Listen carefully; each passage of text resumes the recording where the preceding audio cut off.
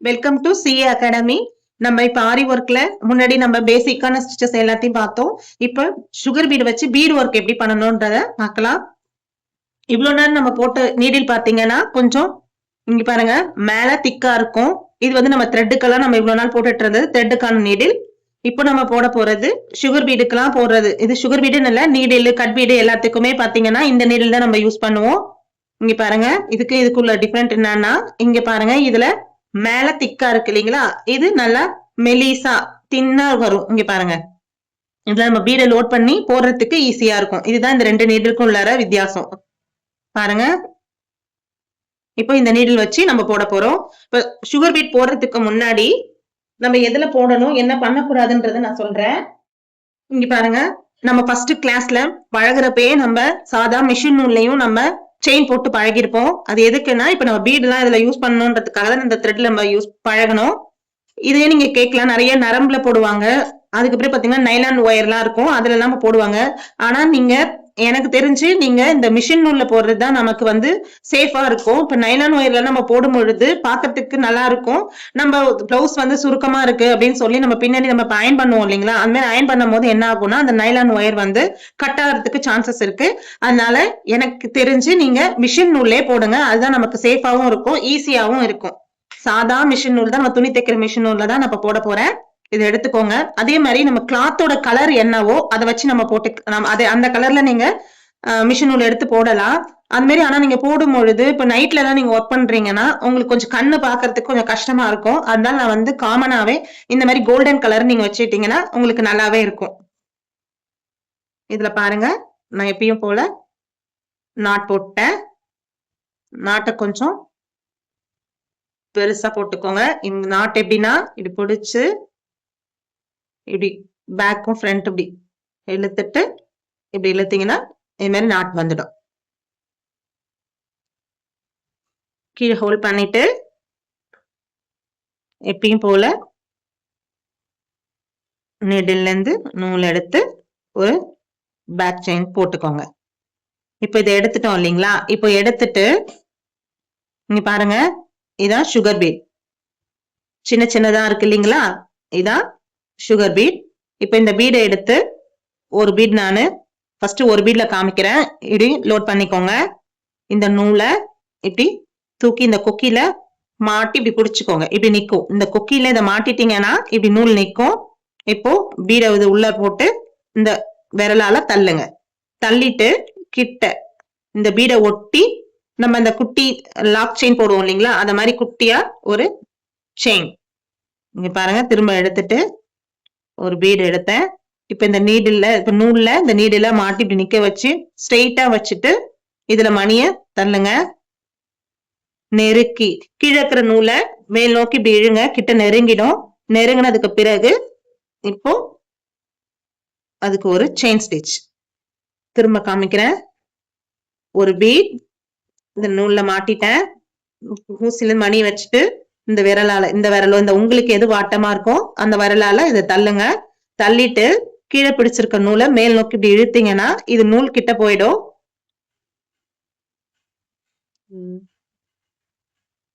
பாருங்க நீடில் எடுத்து sugar bead ஒண்ணு எடுத்துட்டேன்.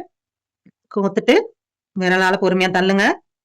இப்ப நூலை மேல் நோக்கி இழுத்தா கிட்ட போகும். இதை நெருக்கி ஒரு செயின். இப்போ இந்த சுகர் பீடை பொறுத்த வரைக்கும் அதிகபட்சமா 2 பீட் இல்ல 1 பீட், 1 மணி 2 மணி மட்டும் சேர்த்துக்கோங்க. இப்ப 3 4 எல்லாம் நம்ம சேர்த்து போடக்கூடாது. இங்க பாருங்க இப்ப நான் 2 போட்டு காமிக்கிறேன். 2 பீடு எடுத்துட்டேன். வச்சுட்டு தள்ளி இந்த விரலால தள்ளி நெருக்கமா போய் ஒரு குட்டி செயின். ஏன் 3 மணி 4 மணி எல்லாம் போடக்கூடாதுன்னா நான் காமிக்கிறேன். இப்ப நான் 4 மணி போடுறேன். பாருங்க இப்ப நான் ஒரே டைம்ல 4 பீடை கோத்திருக்கேன். இப்போ இப்படி போடும் பொழுது பாக்குறதுக்கு நீட்டா இருக்கும். ஆனா நம்ம பிளவுஸ்ல ஒர்க் பண்ணிட்டு ஃப்ரேம்ல இருந்து கிளாத் எடுத்த பிறகு இப்ப இங்கெல்லாம் வந்து இது ஸ்ட்ராங்கா இருக்குங்களா, ஆனா இங்க இடத்துல இங்க பாருங்க இப்படி தூக்கிட்டு இருக்கும். அப்பனுடைய நம்மளுடைய மணி எல்லாம் என்ன பிளவுஸ்ல இருந்து கழட்டின பிறகு எல்லாமே ஷேப்ல இல்லாம நெளிஞ்சு வரும். அதனால எப்பயுமே நம்ம இந்த மாதிரி 4 மணி எல்லாம் நம்ம போடக்கூடாது. 1 மணி அதிகபட்சமா 2 மணி போட்டீங்கன்னா உங்களுடைய பிளவுஸ் பினிஷிங் வந்து நீட்டா இருக்கும். ஃபர்ஸ்ட் போடும்போது மணி கொஞ்சம் தள்ளி தள்ளி கேப் தான் வரும். நீங்க திரும்ப திரும்ப போட்டு பழகும் பொழுது உங்களுக்கு நெருக்கமா வந்துடும். பாருங்க 2 பீட் செயின், 2 பீட் இது மாட்டி இத இந்த விரல்ல இல்ல சுண்டு விரல்ல உங்களுக்கு எந்த விரல் வாட்டமா இருக்கோ அதால நூல்ல பீட தள்ளுங்க. நெருக்கி இதுக்கு ஒரு செயின். நீங்க இந்த விரலால இந்த மணிய ஹோல்ட் பண்ணி புடிச்சுக்கோங்க. கொஞ்சம் அழுத்தி பிடிச்சிட்டீங்கன்னா கீழ விழாது. நம்ம இப்படி மாட்டும்போது கீழ விழாது. இங்க பாருங்க இப்படி. இந்த விரலால இப்படி அழுத்தி பிடிச்சிட்டு நம்ம இத வச்சிருக்கப்ப கீழ விழாது. இப்ப இந்த விரல நம்ம எடுக்கும்போது தான் வரும். இப்ப நம்ம அதுல நூல்ல தள்ளிடுங்க.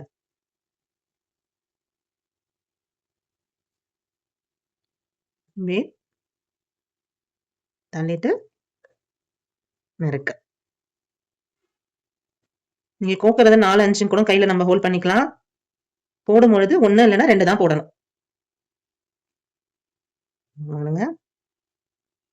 ஃபர்ஸ்ட் போடும்பொழுது கொஞ்சம் கேப் வந்தா பிரச்சனை இல்ல. திரும்ப திரும்ப நீங்க நெருக்கி குட்டி லாக் போடும்பொழுது நெருக்கி போட்டீங்கன்னா நெருக்கமா வந்துடும் உங்களுக்கு.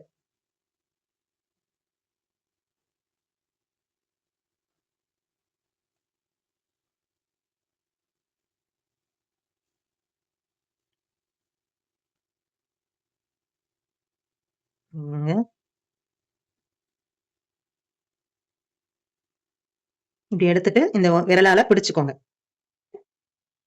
இப்போ ஒண்ணு ஒண்ணா தள்ளி போட்டுக்கலாம். 1, 2 மாத்தி மாத்தி போடுங்க. இல்ல நீங்க ஸ்டார்டிங்ல பழகும் பொழுது 1 மணியாவே பழகுங்க. அதுக்கு பிறகு நீங்க 2, 3மா போட்டுக்கலாம்.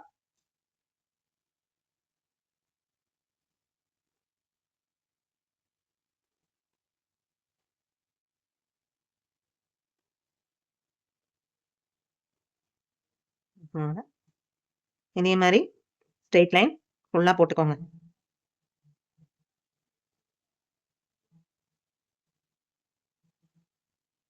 பண்ணி லைன் நீடில் எப்பயுமே நேரா இருக்க மாதிரி பாத்துக்கோங்க.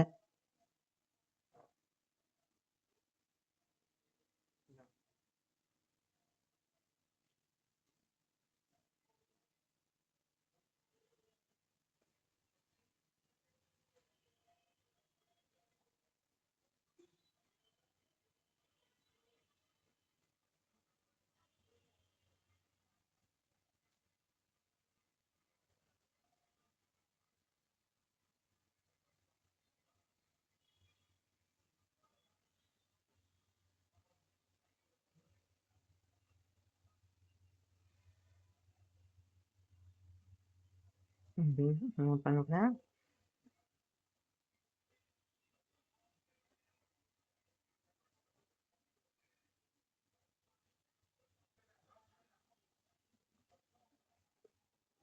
இப்படி 2, 2 பீடா போட்டு முடிச்சுக்கோங்க. இப்ப நீங்க பீட் போட்டுட்டே இருக்கும்போது கட் ஆயிடுச்சுன்னா கொஞ்சம் நூல் கழட்டிட்டு பாருங்க நான் உங்களுக்கு அதுவும் காமிக்கிறேன். இப்ப நீங்க இங்க போட்டுட்டே இருக்கும்போது இங்க நூல் கட் ஆயிடுச்சுன்னா நம்ம அப்படியே விட முடியாது. இப்போ ஒரு 2, 3 மணி இப்படி கழட்டிட்டு கையில நமக்கு கீழே நூல் பிடிக்கிற அளவுக்கு கழட்டிட்டு இங்க 2 நாட் போட்டுட்டு அதுக்கு பிறகு ஸ்டார்ட் பண்ணுங்க. அப்பதான் நம்ம இது வரைக்கும் போட்ட மணி வந்து கழலாம இருக்கும். இப்போ 2 நாட் போட்டுருங்க. இப்படி ஒரு லைனா இப்ப நம்ம ஸ்ட்ரெயிட் லைன் ஃபர்ஸ்ட் போட்டு பழகுங்க.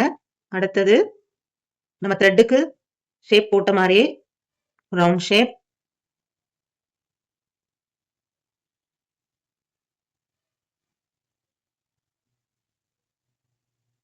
இந்த ஷேப்ல எல்லாம் பீடு நீங்க போட்டு பழகுங்க.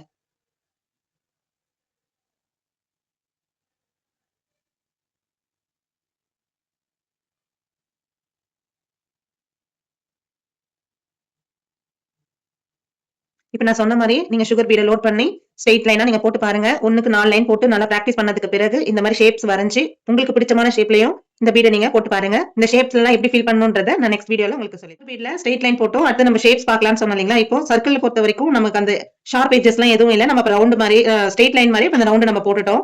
இப்ப பாத்தீங்கன்னா இந்த முக்கோணத்துக்கு எடுத்துக்கிட்டீங்கன்னா இங்க ஷார்ப் எட்ஜஸ் வருது இல்லீங்களா? இந்த இடத்துல எப்படி நம்ம வளைச்சு பீட போடலான்றத இந்த இந்த ஷேப்ல நான் உங்களுக்கு போட்டு காமிக்கிறேன். எங்க ஸ்டார்ட் பண்ணமோ அடுத்து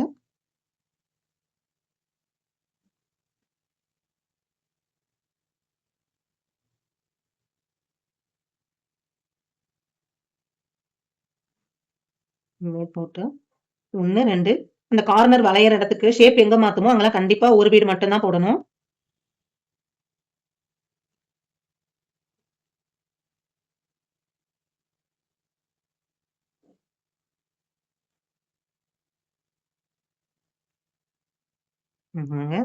போட்டுட்டு இப்போ எந்த சைடு இப்ப த்ரெட்ல சொன்ன மாதிரி தான் ஆப்போசிட் சைடுல நம்ம எந்த பக்கம் திரும்ப போறோமோ அதுக்கு ஆப்போசிட் சைடுல ஒரு குட்டி செயின் போடுவோம்னு சொல்லுவோம் இல்லைங்களா? அது மாதிரி இங்க ஒரு குட்டி செயின் போட்டுக்கோங்க. இப்ப இங்க திரும்ப டர்ன் பண்ற இடத்துல குட்டி ஒரு செயின் போட்டுட்டு அதுக்கு பிறகு போடுங்க.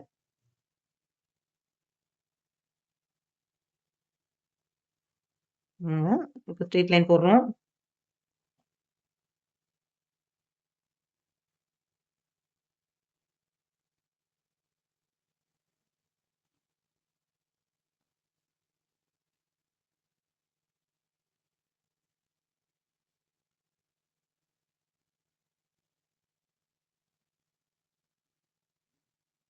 பீட் எடுத்து இப்போ இந்த கார்னர் வரும்பொழுது சிங்கிள் சிங்கிள் பீடா போடுங்க.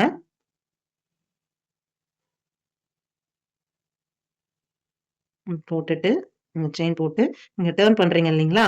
இப்போ இந்த இடத்துல ஒரு குட்டி செயின் போட்டு அதுக்கு பிறகு டர்ன் பண்ணுங்க. நீங்க டர்ன் பண்ணி ஒரு குட்டி லாக் செயின் போட்டுட்ட பிறகு தான் நம்ம பீட் போடணும்.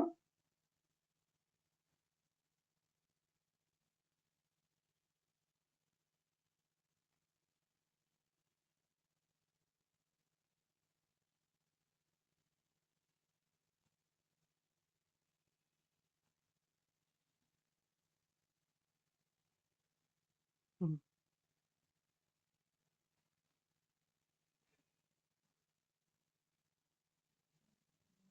ம்ஹ்ம். இப்ப இங்க டிசைன் வந்துருச்சுன்னா, இங்க செயின் போட்டுடுங்க. இப்ப பீட் போட்டுட்டு, இப்போ இந்த டர்னிங்ல ஒரு குட்டி லாக் செயின்.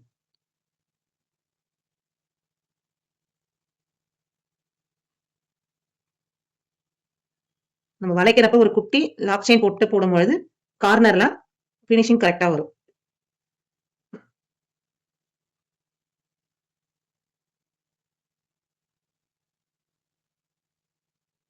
ஏன் எல்லா ஷேப்பும் நம்ம போட்டு பழகுறோம்னா, எல்லா டைரக்ஷன்லயும் நம்ம ஃப்ரேம சுத்தாம ஒரே இடத்துல இருந்து போடுறதுக்காக தான் எல்லா ஷேப்ஸ்லயும் போடுறோம்.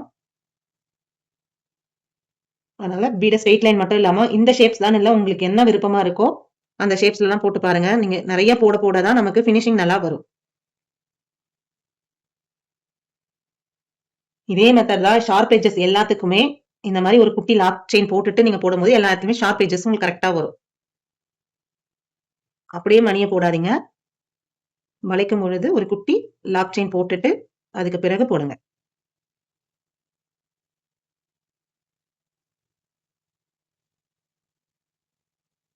போட்டுட்டு இங்க ஒரு 2 நாட் போட்டு பாருங்க.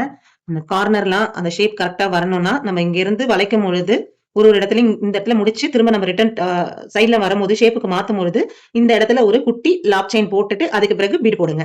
இதே மாரி தான் எல்லா ஷேப்புக்குமே அந்த ஷேப் வரணும்னா, இப்ப இந்த இப்ப இந்த வளைவுக்கு இப்படி போடுறோம்னு வச்சுக்கோங்க. இப்ப இந்த ஷேப்லயே நம்ம போடுறோம்னா, இங்கேருந்து இங்க வந்து திரும்ப நம்ம இந்த பக்கத்துக்கு நம்ம வளையும் பொழுது, இந்த இடத்துல ஒரு குட்டி லாக் செயின் போட்டுட்டு, அதுக்கு பிறகு பீட் போட்டீங்கன்னா தான், உங்களுக்கு கரெக்ட்டா அந்த ஷேப் வரும். இப்போ இந்த ஷார்ப் எட்ஜஸ் இங்க பாருங்க, இந்த இடத்துலேருந்து ஸ்ட்ரெயிட்டா போட்டு வந்தேன். இப்ப இந்த கார்னர் வரும்போது சிங்கிள் பீடுக்கு யூஸ் பண்ணிக்கோங்க.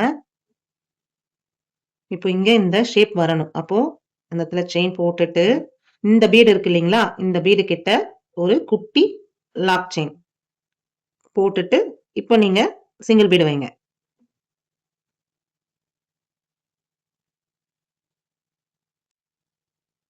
இந்த இடத்துல சிங்கிள் பீடு வச்சு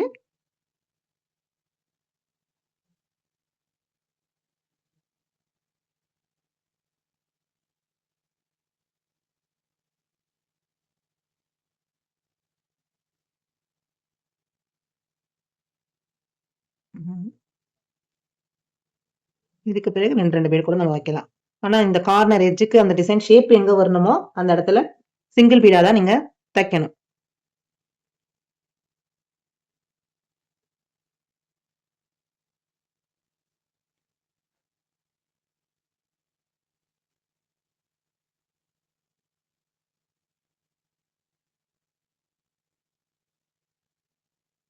இந்த மாரியும் நம்ம ஏற்கனவே த்ரெட்டுக்கெல்லாம் பிராக்டிஸ் பண்ண ஷேப் எல்லாமும் பீடும் அதே ஷேப்ஸ் எல்லாமே நீங்க பீடுலயும் நீங்க நல்லா போட்டு பழகுங்க.